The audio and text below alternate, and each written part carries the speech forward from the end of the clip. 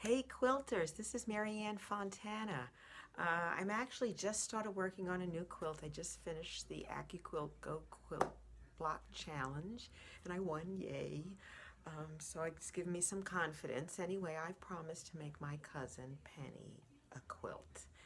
And she sent me the fabric and I'm going to share it with you. And we're going to cut some of it out and you'll have to stay tuned to see what kind of quilt we're making. But the colors are really cool. And I'll show you that in just a second. Okay, so these are the color fabrics I received. I've got 1 yard each of 10 colors. Now these I've already got ready for cutting. And what I've done, my die calls for an 8.5 inch strip by, I think it's 14 inches. I don't want to tell you too much because I don't want to give it away. Anyway, so I've prepped it, and actually I've done width of fabric, and I've measured it at 8.5 inches, and I have 4 layers here. So I'm going to have to cut it down to 6 layers to put it into my AccuQuilt die. But I just wanted to show you all the fabrics that I'm going to be using in this quilt. So it's going to be a lot of fun. Stay tuned. Okay, so here I am getting ready to cut, and I've actually may have confused you at the last video, and I said that I had 4 layers and I need to cut it to make 6, but what I meant is I had 4 width of fabric, so it's folded here, and so actually each of these is 2 layers, so I have 8 here, so I've actually got to cut 2 away in order to lay them on the die. So I've taken my extra 2 away. And then I'm just going to lay them just on my markings right here. So I like to mark my dies, and I'm ready to cut. Okay, so here's the big reveal. I'm going to be doing the Drunkards Path, and I've used the AccuQuilt die number 55034, which is the 7-inch Drunkards Path, which means when I sew 4 of these quadrants together, I will have a 14-inch finished block. And I've cut out most of my colors already, and as you can see, they're just really pretty cool. Look at this, look at these colors. So I've got my mirror pieces. And by the way, by doing it with the AccuQuilt, I've actually saved half the fabric. By doing it in a regular manner, they called for like almost 18 yards of fabric, and in this case, I've had to use less than 10. Because I got 1 yard each of 10 colors. So anyway, so there you are. We're doing Drunkards Path. Alrighty, so I'm back. I'm still working on Drunkards Path, and I'm about 120 blocks into this. I need 156 to make the quilt pattern that I've put together. And I've taken about 3 starter stitches, just so the fabric will hold, and then I can use both my hands. And I'm going to straighten out this one. And I'm going to pull this one just a little bit. So let's move on. And I'm straightening and pulling as I go. And my goal is to have that point match. And I'm pretty close. I'm good. Gotta keep stretching though.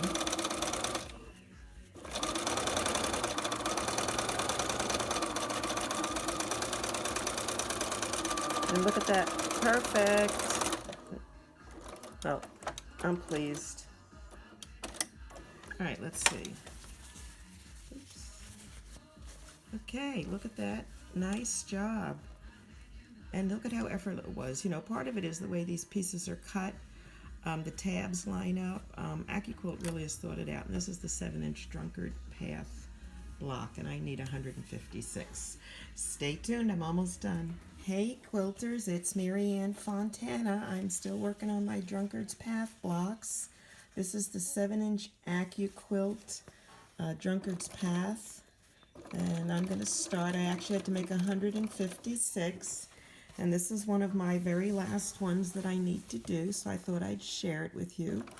A little bit of a victory. Now, if you've noticed, I've got the one curved piece going this, the other that way, and there are notches. The die automatically cuts the notches, which is a great guide for you. I, as you can see, do not pin. Again, I'm in this need for speed, and I also find the pins get in the way. They can get caught in the machine, and well, look at that. The points are exactly right on. So I guess I'm doing okay without my pins, huh? So here we go. And as you can see, I'm straightening the bottom one, and I'm stretching the top one as I go. I can go a little faster, but accuracy is important. And while I do sometimes go faster, I would like you to see what I'm doing also. So the end really should kind of takes care of itself. And that's it. So let's cut it. And here we are, my 156th block for Drunkards Path. Stay tuned for assembly. So I'm back again. This is Marianne Fontana, and I'm making Drunkards Path. And last time I had just finished sewing my 156 7-inch Drunkards Path quarters. And so now they're done, and so now I'm going to start sewing them together. I actually need 24 4-patches. So I'm going to just do a 2-patch and then I'll sew 2 of them together. Okay, but I'm doing a cool color with a cool center and a warm center. And I'm going to match them up either way randomly. And since I had pressed all my seams to the warm, this seam goes up and this seam goes down, allowing them to match perfectly. So I'm going to get a perfect seam there. Okay, so let's sew. See if I can get my mat there. All right. And I'm always going to stop right at the seam, right there. And I'm going to go to my other side. I don't know if you can see it, but I'm going to match this other side up, which will allow me to straighten that piece out. And then I'm just going to sew down. Now I actually have 48 of these 2 patches because I need 24 total, and since I'm making a 4-patch, I'm going to need 2 of these for each of the 4-patch, so hence I need to make 48. So let me just sew another one for you. And I stop again right on that seam, and I come over to this other side, and I'm going to match. I'm sorry it's a little out of camera, but anyway, I'm just going to put those 2 seams together just like I did over here. And that actually straightens this out for me. And will allow me to just sew down perfectly. I don't have to pull or tug anything. And that is sewing the 2-patch together. And let me get through these and I'll show you doing the 4 of them. Okay, so I'm shooting a little further away because the pieces are getting bigger. I'm on Drunkard's Path, so now I have the 2 patches sewn together, you can see. And I'm sewing them into 4 patches. And because I sewed them all with a light, a warm and a cool color on the same side, I always did the warm color on the same side. So when I flip them, they'll be opposite. Okay, so when I do that, turn it around. So I'll always have what I'm calling 2 cool colors and 2 warm colors opposite each other. And again, I'm going to slide that seam right in place there, so it kisses, and it's just as smooth as anything. It's just a joy. Let's make sure we got it. Yeah, that's pretty cool. And I'm going to go over to this side now and do that one. And that's pretty even. My top is even, so I am good to go. I'm going to start sewing as soon as I find my foot pedal. There it is. Okay. All right, we're good. Okay. And as I said, I always just sew to the seam. And this seam is straight, so I'm going to go right on through to that seam, holding it in place the whole time. And I stop right at that seam. Okay? Can you see that? Let's see if we get it down a little further. There we go. It's kind of hard to get the angle and everything at once. Okay, so let's see if we can't do that. So now that one's a little bit off, but that's okay. There's always a little human error involved in these things.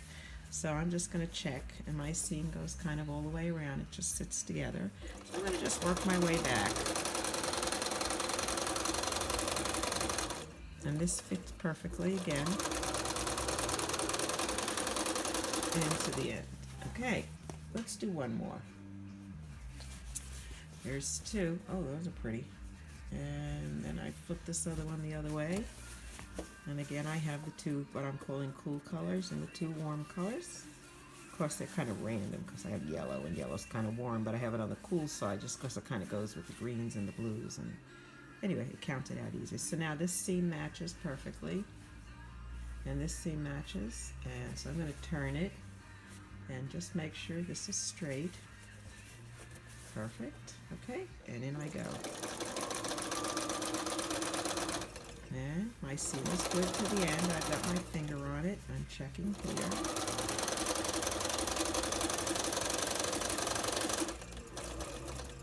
And to the seam.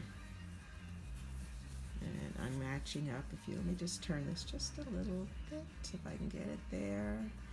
You can see I'm going to take this seam now, and I'm going to make sure they kiss, and I'm going to hold them and make sure this kind of is smooth. Oh, that fits pretty good. A little off. Okay, so I'm good right there. Okay, so let's go back. Okay. Nice and smooth. Okay, and just to kind of give you an idea, I'm going to pull this back a little bit. So this is our 4 patch done. And I've had to make 24 of these. Okay, pretty cool. See, it's a circle. A big one. So these are 7 inches, so this is now going to be 14-inch finished. So I have to make 24 of them, so stay tuned. Hey there, quilters. It's Marianne Fontana again. I'm still working on Drunkards Path for my cousin Penny. I've actually pieced all of the blocks together, and I'm getting ready to put the quilt together. But I thought it would be fun to kind of walk you through the process. You saw me doing some of the sewing, but this is the quilt that I'm going to be doing. That's the finished version, okay? And in order to get to that, I did use my quilt software. I use quilt software. And when I went to look and see what kind of fabric requirements it had for that, I was shocked that it told me that I needed, obviously, all these colors, because I did do a bunch. But when I added it all up and did everything, it said I needed, and first of all, let me go back. It's a 12 by 13. It's 12 rows by 13 rows, which means I need 156 blocks. Now, I had my cousin buy 10 colors of fabric, and I've decided to make 16 of each colorway, so it'd be 160, so I'm going to have a few blocks left over, but that was the easiest way for me to do the math.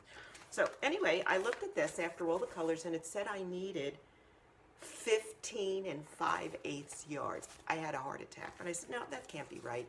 You know what, I'm using an AccuQuilt die, and I know I can save fabric. So I actually had her buy 1 yard each of 10 colors, which was 10 yards. I've cut everything out, and I have about 2 yards left, which means I've used 8 yards of fabric when this thing called for almost 16 yards. So AccuQuilt actually saved me 8 yards of fabric by doing this. And the reason it is, let me show you, is if you look at the Drunkards Path Die, okay, we're actually cutting the pieces side by side.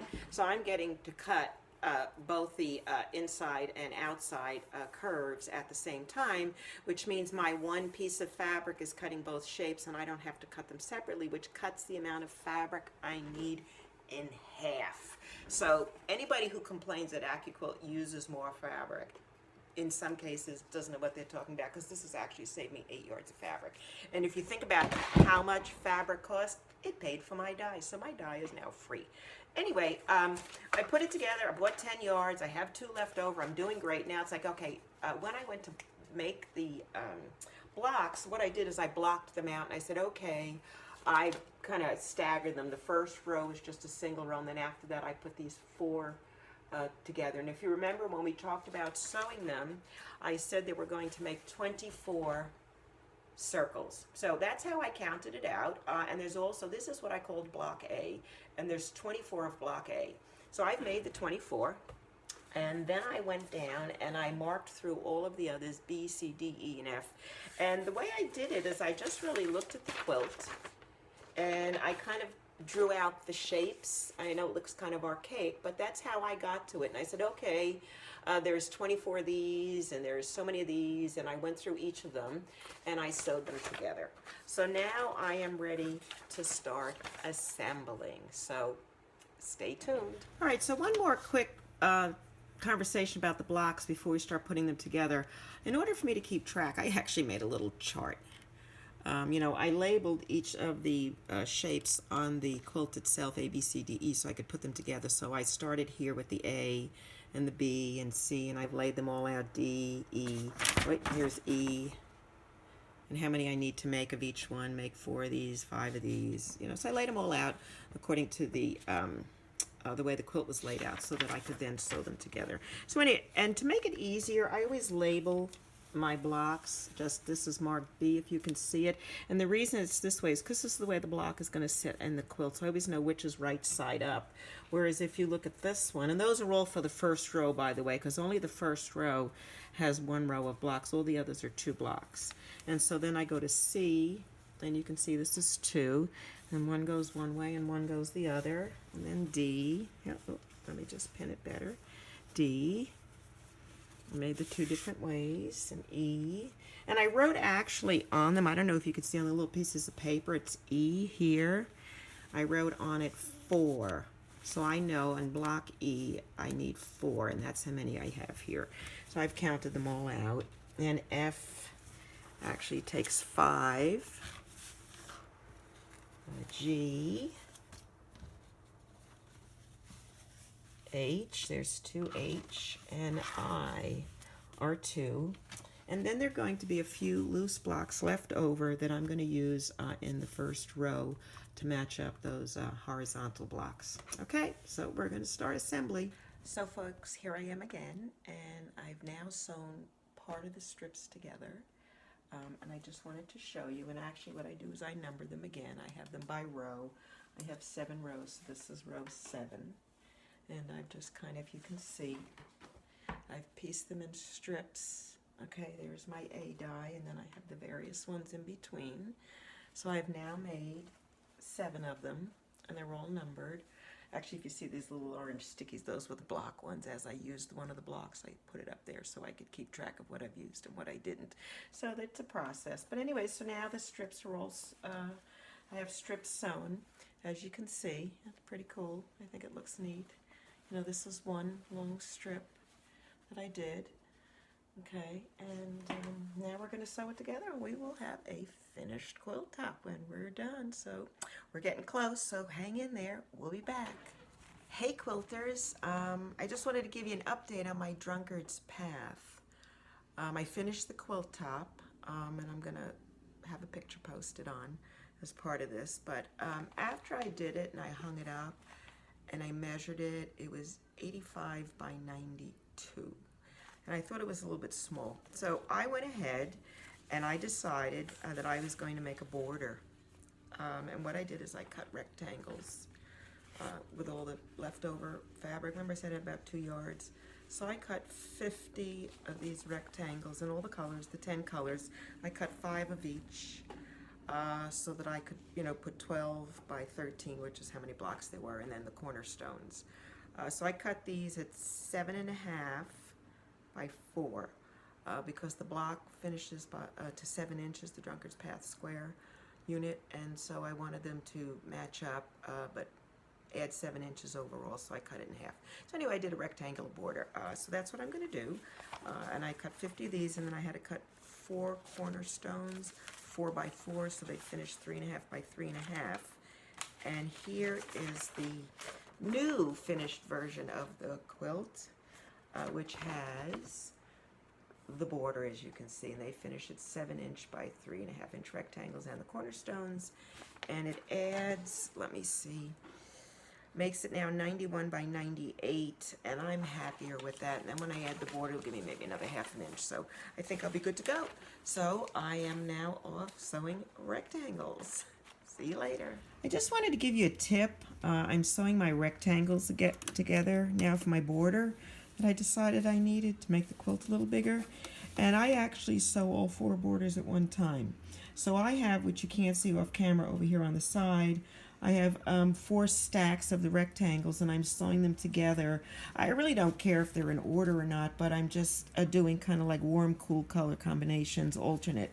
And so this is my first border, and what I do is just matching up the piece, obviously. You know, simple piecing. So let's just put it in. See if I can get that, okay. And then rather than stopping and cutting my fabric, I've actually put the next border here. I've chain pieced them together, and I have the next stack. and I'm going to take the next piece from the next stack. So I'm actually sewing all 4 borders at the same time. Just a tip, because as many of you know, when I do things, I have this need for speed, and I always try to do things quickly, but I do want them correct, and I want them even, and I want them to look good, and you know, as close to perfect as anybody can really get, which is always not going to be perfect, but you know, I like to go and put things together quickly and efficiently. So there's my border. That's the 3rd one. Here's number 4. So that's the 4th border, and actually there's 2 12-inch 12 block borders, and there's 2 13. So when I get towards the end, I'm going to run out for 2, but I'll be done. So anyway, so I do the 4, and I cut it just like that, and then I come back, and I go back and I unfold this one, and I start back at the top again, and I put the next one in, just like this, you know, just lining it up fairly precisely, and using my 1/4 inch. And so there you go, and that was from my first stack, and I'm going to go back and keep doing them until I'm done. So I did the edging, as you can see. Here is my, I shouldn't say edging, my border. Okay, I did my border. See, I've got them all around. I've got it up on the quilt rack, and I am ready to go to town. I think I'm going to just use a stippling because there's really no real pattern on that. It's just kind of random, which is what it was meant to be. And I think I'm going to use a multicolor thread. Okay, here we go. Okay, I've been started to quilt. I just did the first course, and it's kind of a multicolor. I don't think it looks too bad. I mean, there's all different colors. You know, there's the yellow and green and red and like almost all the colors that are in it. So I think it actually is kind of cool. So, first course done.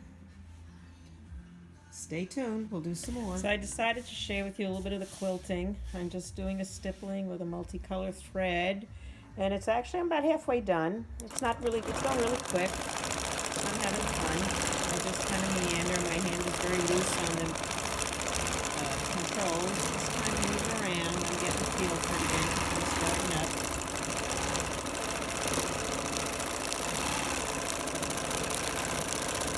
All right, let's see.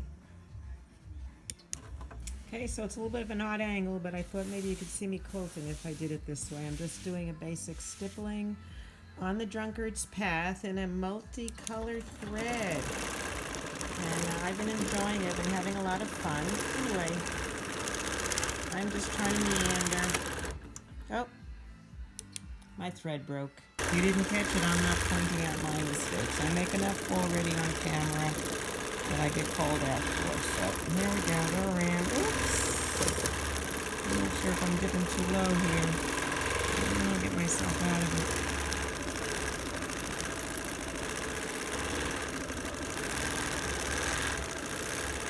I'll go this way for a minute so I got a little space to come back and do some loop-de-loos again.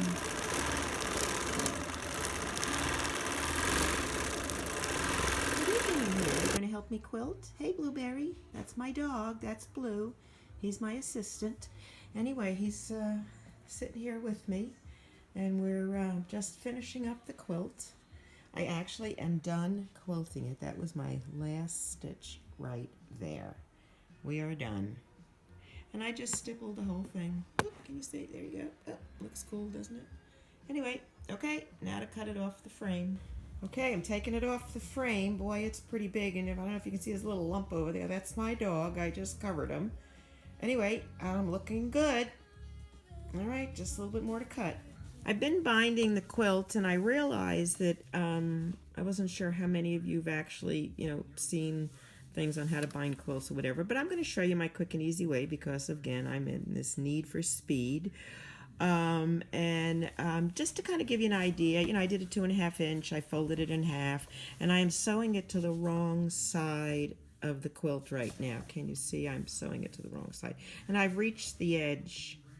And so I have this piece sewn, okay, and it's there. What I did is I stopped 1/4 of an inch from the edge of the quilt, okay, from the edge of the quilt. And I back stitched. Now I'm going to turn the corner, and I just thought I'd share it with you. I hope you can see it. So let's see. I'm going to fold it first. I'm going to fold it up like at an angle, 90 degree, I guess it is. I don't know. Then I'm going to fold it back on itself. So let me just get it here, and then I'll hold it up. So it's folded. And you see it's kind of like got this little flap here because I folded it up. See, it's got like an angle. And then I folded it straight down. Now the important thing is when you turn the corner, you backstitch and you cut your thread. So I'm starting with a new piece of thread, you know, not, and I'm going to start a little bit beyond that 1/4 inch because I am not going to sew all the way starting at the edge. I'm going to go to the 1/4 inch only, but you know, I like to get my thread started first, so I'm going to just sew a little. Now I'm going to back stitch to that corner, to that 1/4 inch, and stop there, and then I'm going to come back and I'm going to sew on the rest of the binding, keeping my 1/4 inch. And in case you haven't noticed, I am using a walking foot. Use a walking foot. If you buy an accessory, you're looking for something and you don't have one, buy a walking foot, okay? It will make it easier because it'll pull the top and bottom and everything evenly, and you won't have stretchiness, and it won't feed differently. Okay, so let me finish it, and before I cut it, sew it together, I'll show you what I'm doing. So I'm at the end, and I'm still at the back. This is my first binding. I hope you can see it. I know it's kind of tough. The camera's kind of in front of me, and I'm trying to make it so you can see. But I'm going to go to the end, kind of have it like 1/4 inch. All right, now I have the 2 pieces here, and typically what I do is, first of all, I'm going to cut the thread because I need to fold these, and I'm going to move it out of the way, and hopefully you can see it. Get the fabric flat. All right, so there's so I'm going to take this piece and I'm going to fold it again at that right angle, and I'm going to finger press it. And then I'm going to take this piece and I'm going to go straight up, because to get the angle they have to be, opposite, whatever you call it. And so I want to sew here. Actually, I want to sew this way because it's going to be easier for me. So what I'm going to do is I'm actually going to fold the quilt back, and I'm going to watch that seam, and I'm going to grab the fabric, and that's right where my fold is. I'm going to fold this quilt back. So now I have it at the right angle, and I'm going to turn it. Okay, so I'm going to pull this straight and pull this one out. I hope you can see it. So now, and it's kind of hard for me to hold this up, but I have this piece going that way and that piece going this way. And if you can see it, let's see if we can hold it up. They're actually at right angles. It's kind of hard because when I lift it, they shift. So I'm keeping this one out, and I'm going to put my needle exactly where the front and the back intersect, as close to the quilt as I can get it. And I'm going to stitch 3 or 4, and I'm going to back up, and then I'm going to stitch. Now here's the fold, that's where the quilt is, and I'm sewing that seam. Now look at that, I'm just about right there at the, I guess you call it the crotch. Oh, well, would you believe it? I have no thread. Did I run out? Oh, there it goes, it caught. Oh, thank you, goodness, the fabric gods are shining. I think I'm going to back up because I don't think I caught it in the beginning. So let's go back and sew a little. All right, so now the first thing I'm going to do is check to make sure I didn't sew it to the quilt. And I've done that. Nope, it's free. See that? It's loose. Can you see it's loose? Oh, this is good. All right, so now I can cut these pieces off. So I'm going to come around, and I'm going to cut. Now, I am not going to cut the tail off. So I'm going to unfold my quilt back the way it was. Remember I was sewing? Well, now I can just finish. And I'm going to open these pieces up, if you can see them. And I'm going to put it here. And down. Let's see, it's a little gappy, but I think I'll be okay. Holding it down.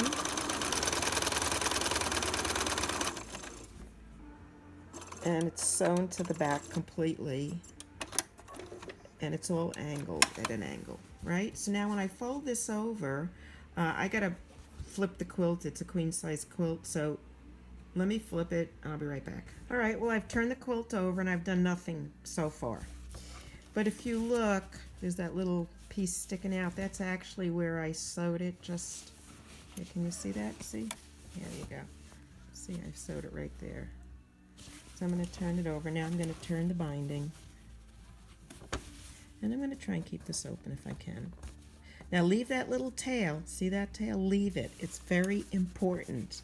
I used to cut them off, and just forgive me, I got to get out of camera for a minute. I used to cut them off, and then I was sorry because I had a little raw edge. All right, so now you see that? Can you see that I've got that little edge sticking out? Can you see it right there? Well, now all I have to do is fold it under, and I have no raw edge, because it actually makes it like a little folded seam for me. I have a little thread there, so I'm kind of playing with the thread too while I'm doing this. And this will be the first thing I'm going to sew. And I like to sew like I like to live, right on the edge. Okay? Isn't that the way we all live, right? Life is good on the edge. So, now I've turned the quilt, I've sewn that piece together, and the binding is now, I'm going to top stitch over it. And I had decided, I put in my thread, I put multicolored thread in, which was the same I used for the stippling. And I just kind of easily, I don't stretch or yank or pull. You know, quilts don't like that. And we're going to go to the corner.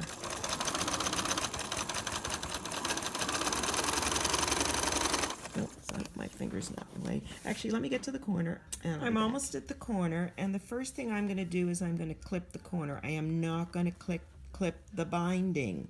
I'm only going to clip the quilt with the batting because I want to reduce bulk. It's the only reason I'm doing it.